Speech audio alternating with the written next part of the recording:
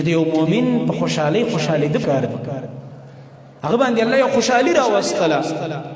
الله رب العالمین اولاد ورکړو، الله رب العالمین خسته کاروبار ورکړلو، الله سبحانه وتعالى گاډي ورکړو، الله ورته کور ورکړلو، الله سبحانه وتعالى ورته واده ورکړلو.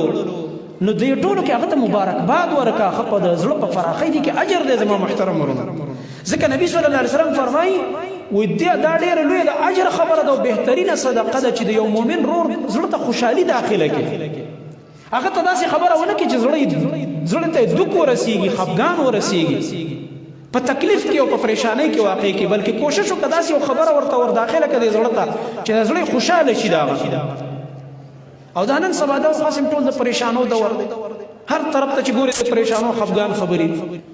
دی وخت خوش قسمته مؤمن باغی چې بل مسلمان ته داسې خبره وکي د قرآن او د حدیث یو ښکلې د زیری خبره چې هغه زړه ته خوشحالي هغه داخله شي.